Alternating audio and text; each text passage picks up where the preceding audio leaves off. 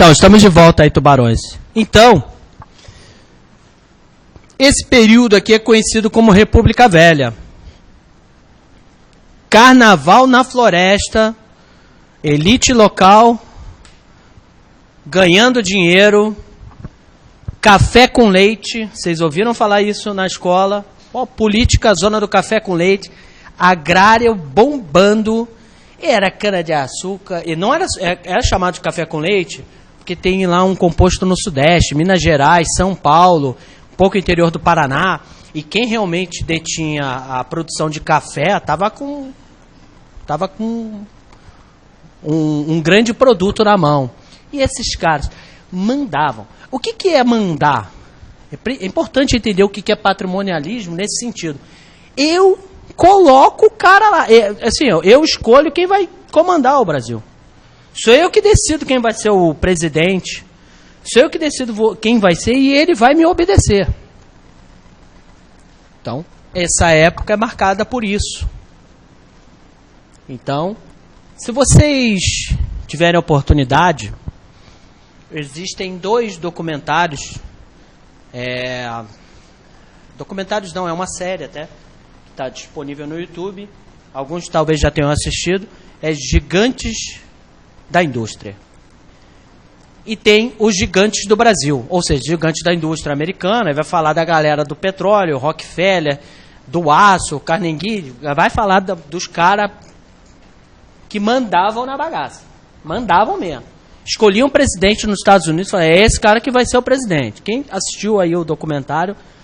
E tem os gigantes do Brasil, que aí para vocês que vão fazer prova, é legal. Ajuda bastante a resolver algumas questões, até que não são o tema. Esse é aquele 20% a mais que faz você resolver questões de prova que não adianta você se afundar no caderno estudando, que aí eles vão exigir esse pouco de conhecimento a mais aí, uma experiência a mais de vida. Fala bastante disso, desse crescimento dessa indústria e dos grandes empreendedores da época, e como eles detinham poder sobre a política. Então, assim, eles não queriam ser o político, porque eles botavam um cara lá para representar eles. E já viram isso em outros momentos? Já, só que de um certo período para cá, a política também ganhou muito poder, né? Aqui existe uma coisa importante, essa época, que toma muita força, que é a outra palavrinha chave aqui. Ela sempre existiu, tá? Só que ela ganha bastante força nesse período aqui, que é o clientelismo. E o pessoal faz confusão na prova com coronelismo. Então, coronelismo é base do patrimonialismo, é o coronel que manda na bagaça. E por que coronel? Porque normalmente era alguém da atividade agrária, esse período aí, né? A gente vai ver um boom de industrialização bem depois, bem depois. O clientelismo isso aí existe ainda, né? Existe. O clientelismo é o cidadão ou o interessado, o privado, a elite, cliente do político. De que jeito?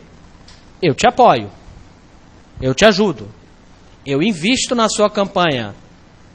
O que eu ganho em troca? É um cliente. Eu estou aqui te apoiando.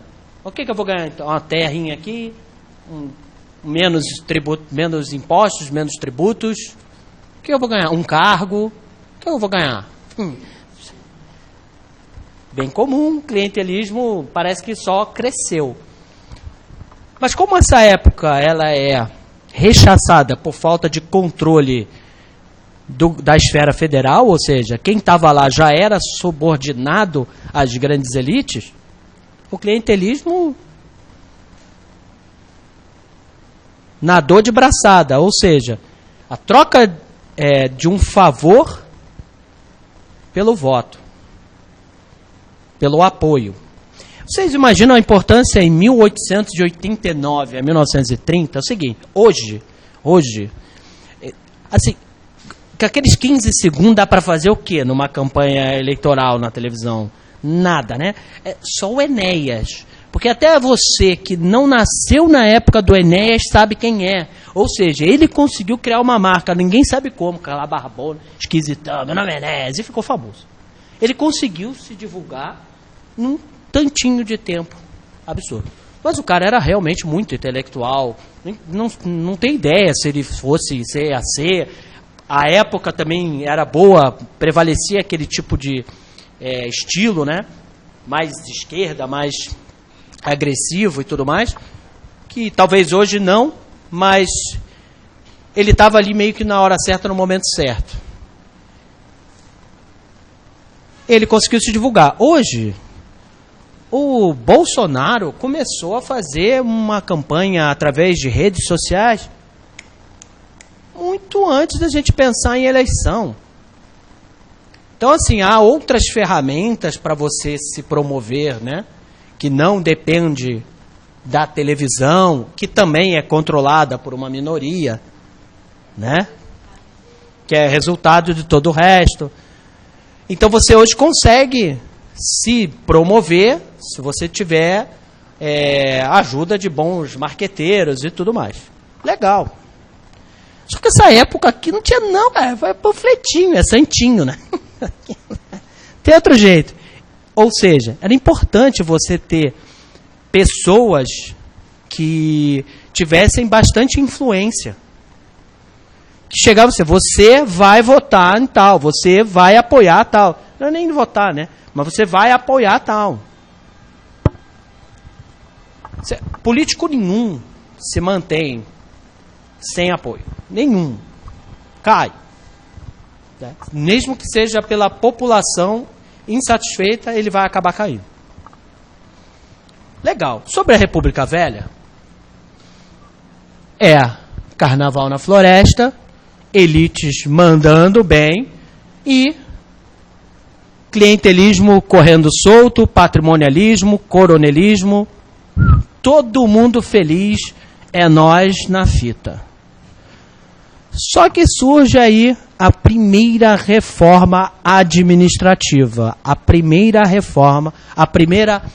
grande reforma, como alguns autores gostam de falar, que é importantíssima para concurso, que é a da burocracia, que é a do Getúlio Vargas. Vejam, esse é um dos momentos mais importantes da aula. Nós estudamos até aqui, nós estamos conversando até aqui para construir esse conhecimento que poderia chegar, que qualquer um poderia chegar e falar disso aqui. Mas agora vai ficar mais claro para vocês o que é essa reforma. Cuidado, porque na administração as palavras têm sentido certo. Elas não são palavras ao vento. A própria administração, tipo, o que é administrar? Você fala, é cuidar, é organizar. Não. Administrar é planejar, organizar, dirigir e controlar. Então, as palavras na administração, e a gente usa termos da administração no nosso dia a dia, que não está errado. Mas do ponto de vista da administração está. Legal? Então, quando a gente fala na administração e eficiência, tem um sentido. Eficácia é outro. Só que a gente fala, não, fui eficiente, ganhei o jogo. Não, você foi eficaz. Do ponto de vista da administração, ganhar o jogo é ser eficaz, não é ser eficiente. Tranquilo? Então, cuidado com as palavras na administração, porque elas têm sentido próprio. Ela não está lá como um sinônimo de alguma coisa. E aí, por que eu estou falando isso? Por causa do nome, da reforma administrativa. Existem várias reformas. Reforma tributária, reforma previdenciária, reforma política. Legal? O que nós estamos estudando hoje, dentro da administração pública, são as reformas administrativas. E o que é a reforma administrativa? É a capacidade de um gestor colocar em prática o que ele quer. Implementar a política pública, implementar um estilo de gestão. É dizer, Quem manda nesse troço sou eu, e vamos fazer desse jeito. E convencer as pessoas que aquele é o jeito certo. Ou seja, transformar em factível as suas ideias. É a capacidade de administrar. Só é considerado uma reforma administrativa quando aquilo teve êxito e quando aquilo mudou o curso da história em relação à administração. Getúlio era um cara foda, desculpa o termo. O cara chegando legal. E ele disse o seguinte, só isso. O poder está no governo federal. É isso aí. Quem cuida do orçamento e quem cuida do dinheiro, quem cuida dos recursos da nação, sou eu. Mais ninguém. Parece o rei, né? Galera não gostou muito, não. Muitas articulações para não deixar Getúlio. O problema é que ele era um homem forte. Ele era um cara que sabia implementar o quê?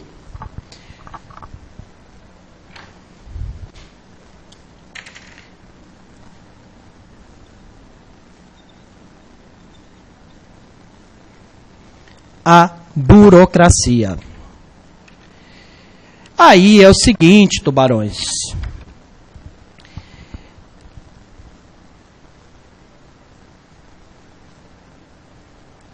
Esse período aqui, tanto no Brasil quanto no mundo, foi um período de expansão industrial. E aí começa a acontecer um livre comércio. As empresas privadas podem trabalhar mais à vontade e o Estado intervém menos na economia. É o livre mercado. Surgem aí as bolsas de valores, ganham muita força.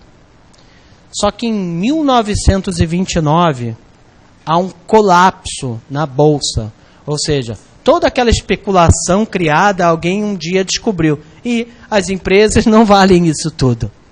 E há um colapso na bolsa. Isso transformou muita gente em muito pobre. E o mundo inteiro foi abalado. É a maior queda da Bolsa de Valores registrada. Depois disso tem essa última ali, 2009, que também foi muito grave. Mas isso afetou muito essa relação que o Estado intervém pouco na economia e deixa esse mercado livre para os privados, as elites. Em 1929 tem essa queda, então as pessoas começam a se questionar o quanto o Estado tem que intervir e o quanto ele tem que agir para que as pessoas não ficassem tão sujeitas a esse mercado livre. Ao mesmo tempo, um carinha aí que escreveu uma teoria muito importante já estava falando para a administração geral na burocracia, que é o Max Weber. Esse nome cai. E aí, é o nosso segundo paradigma da aula para quebrar. Quando a gente fala em burocracia, a gente tem um sentimento meio ruim dentro do estômago, né? Porque a gente já usa no nosso dia a dia. Pô, esse negócio tá meio burocrático, né? Às vezes, outro dia eu estava assistindo um jogo de futebol e alguém falou, esse time está muito burocrático. Eu olhei e falei assim, vou tentar interpretar, mas eu não vou ser o chato aqui, professor de administração, pelo amor de Deus, né? Senão ia ser complicado. Mas eu tentei entender que o quê? Que o jogo estava chato, sem objetividade. Os caras deviam estar tocando a bola de lado. Eu não estava nem vendo o jogo na hora que eles falaram que os caras estavam muito burocráticos. Isso aí, essa coisa que a gente sente no estômago e essa sensação que a burocracia é ruim, ela vai para a prova de concurso e derruba a prancha de todo mundo. É provavelmente a questão que mais a galera erra. Porque a teoria da burocracia ela é importantíssima dentro da administração, ela é amplamente utilizada pelas empresas privadas e amplamente utilizada pela administração pública. O que nós conhecemos como burocrático do ponto de vista pejorativo ruim é a disfunção da burocracia. São os problemas da aplicação da teoria na prática. Então, o que acontece? Quando apareceu uma questão lá de concurso que fala em burocracia, só falou em burocracia, falou no nome do dito aqui, em Max Weber, bicho, tubarões, é a teoria. É boa, tá? Guarda isso, é bom. Se estiver falando alguma coisa negativa aí, é bom. A teoria, todas, tem sido... Bom, a disfunção de todas, em todas as teorias, aparecem. Mas a prova, a questão, tem que falar que é uma disfunção. Se falar assim, a burocracia de Max Weber é rechaçada de morosidade. Não, está errado. É a disfunção da burocracia isso. E não a teoria do Max Weber.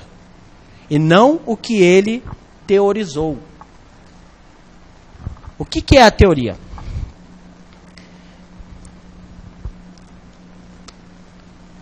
É um sistema racional, legal.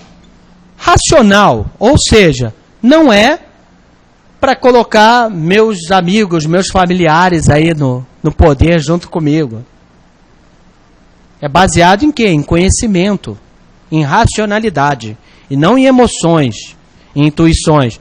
E legal, sistema normatizado, leis, regras, procedimentos. Legal aqui do ponto de vista de leis.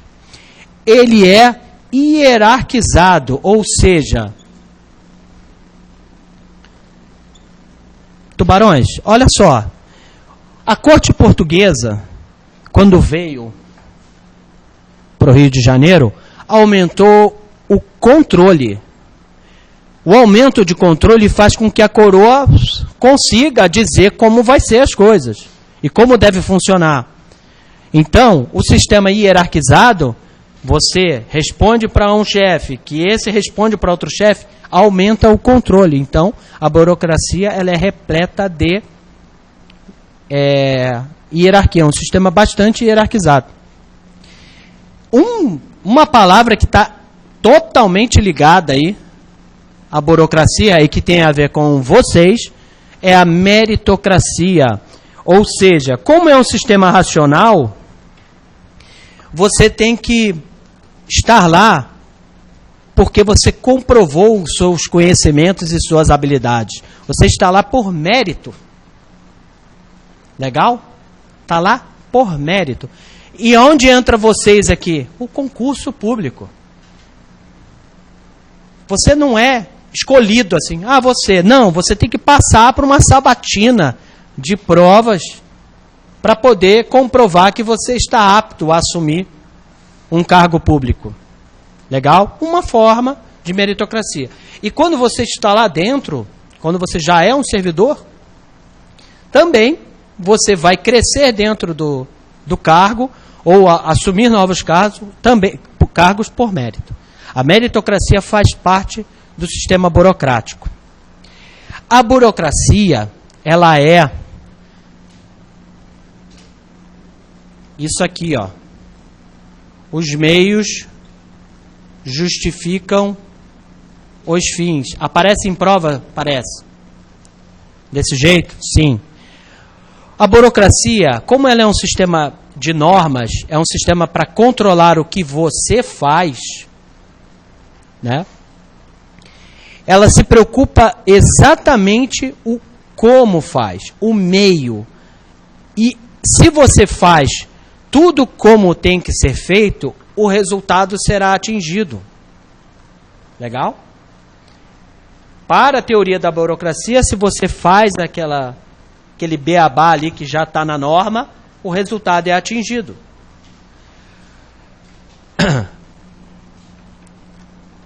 O que o Vargas queria?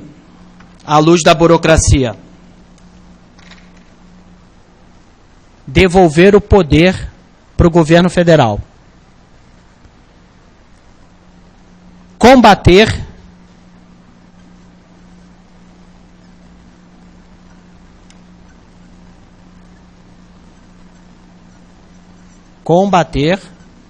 o patrimonialismo.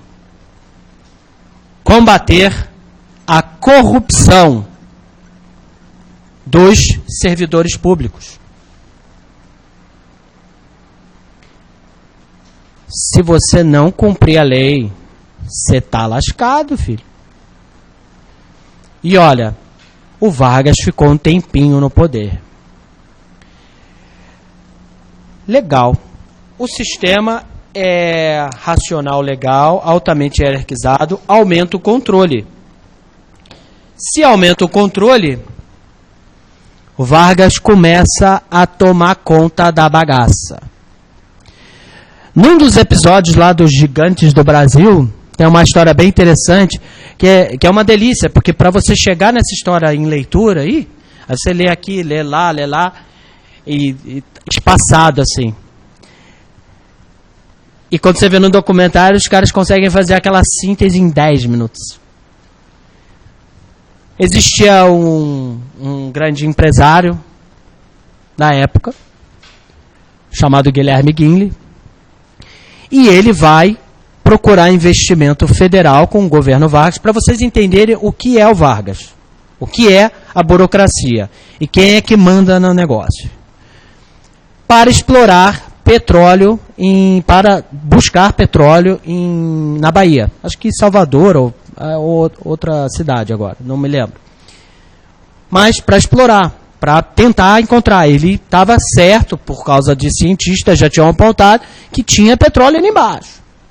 Ele vai buscar investimento, porque ele tinha capacidade técnica e tal. Só que o Vargas disse, cara, faz o seguinte, explora lá, tá livre, tá liberado para explorar, sem encontrar petróleo, vem conversar comigo que aí a coisa acontece. Mas eu posso explorar? Você tem autorização para explorar? Manda bala, amigão. Vai lá. Assina documento também, não tem problema. Pô, passou um tempão, o cara achou petróleo. Achou petróleo, falou, Vargas, encontrei petróleo. Fiquei rico, fiquei milionário. Vou até mudar de câmera aqui, ó. É meu. Foi o que o Vargas disse. Está em solo brasileiro, é do Brasil esse petróleo. Você não pode fazer isso. Posso. Esse petróleo é do Brasil. Bom, enfim. Isso é que é uma rasteira legal, né? Uma banda bacana, assim. Então, quem manda no negócio é o Vargas. Mas esse interesse é público.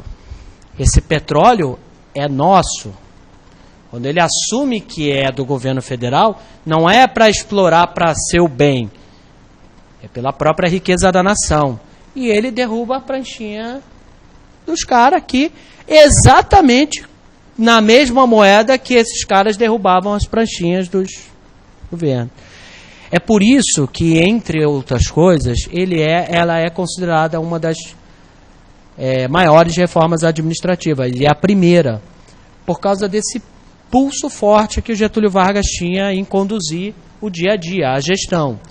É lógico que ele também não deixou o Guilherme vendo navios, né? Ele falou o seguinte, pô, o cara ficou revoltado, imagina, né?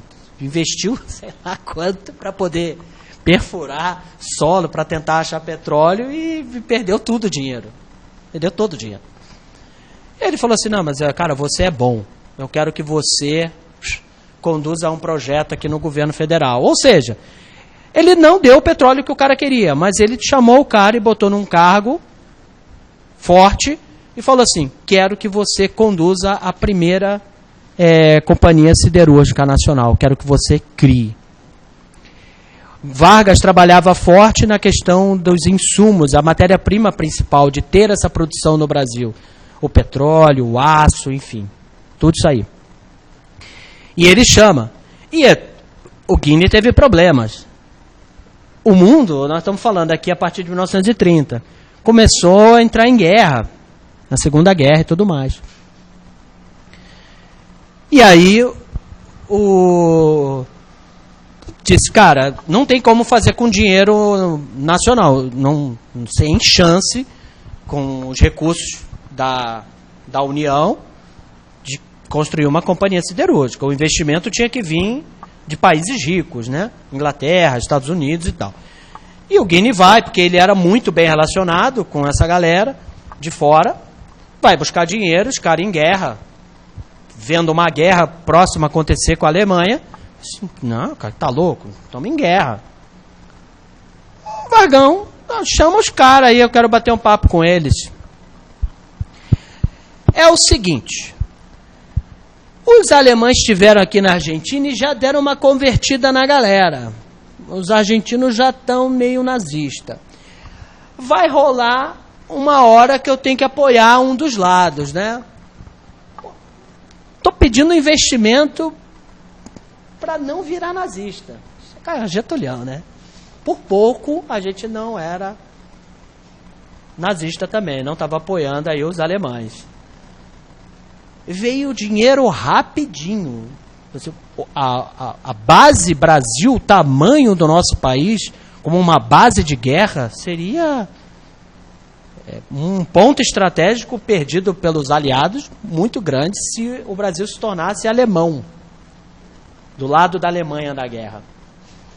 E o objetivo dele, ninguém sabe se era realmente ser nazista ou não, ou se ele não estava nem aí para a guerra. Também acho que ninguém tinha consciência das atrocidades que iam vir, né? Ou ele não estava nem aí, vou apoiar, tanto faz, o que me importa é de onde está vindo o dinheiro. Mas veio o dinheiro. Ou seja, ele vendeu mesmo o apoio aos ingleses e americanos em troca dos investimentos para construir. E construiu. E a Vale do Rio Doce é uma das maiores companhias do mundo hoje. Ou seja, foram importantes esses movimentos dele aí. Para vocês entenderem qual é o tipo de capacidade administrativa desse gestor, né?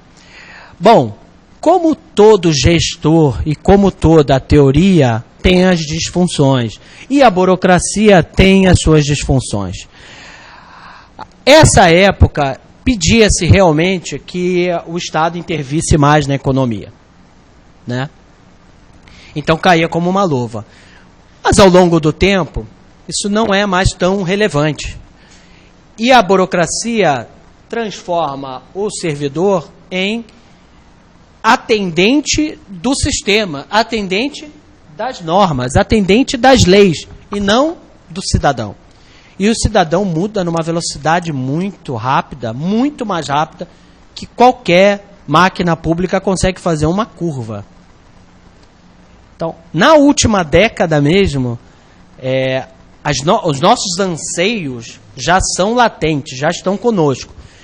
A tecnologia SUS parece assim, nossa, depois que inventaram o WhatsApp, a gente já queria. A gente já queria isso. Aí veio. Meu sócio não tem WhatsApp. Está entre a lista de pouquíssimos. Ele fala, não quero, e não tem. Ele fala assim, surge e atende uma necessidade que as pessoas já querem. E isso muda muito a relação social. A tecnologia vem atender uma necessidade das pessoas de comunicação, de aumentar a velocidade na comunicação, porque elas já estavam afim disso aí. E isso muda toda a relação. Então, cara, quando você consegue falar lá rapidinho, minha irmã mora na Inglaterra, eu falo, mando áudio, vídeo, a gente fala e não sei o que lá, e toda a tecnologia. Você vai no Detran, parece que você voltou 25 anos no tempo. Desculpa quem trabalha no Detran, não sei se tem alguém que trabalha no Detran. Você trabalha? Não, mas é que você percebe que o sistema está para atender a necessidade. Esse Detran de Florianópolis ele é até menos pior do que o Detran de São José. O Detran de São José, Deus o livre. É um tipo, pega uma senha para isso. Aí você vai, agora você preenche esses formulários, pega outra senha e entrega lá. Aí você entregou lá, agora você vai, pega outra senha para tirar uma foto. Agora você tirou foto, você pega... Cara, o troço está todo para atender o sistema, para não burlar, para ninguém falsificar uma carteira. Mas, ou seja, do ponto de vista teórico, o sistema protege as falhas, né? Do ponto de vista teórico. Só que há a disfunção clara do atendimento ao cidadão. O cidadão fica muito distante daquilo. Eu vou continuar falando sobre burocracia. Eu acho que... Vou dar uma pausa, meu editor pediu. Tomar uma água e vou continuar para a gente finalizar.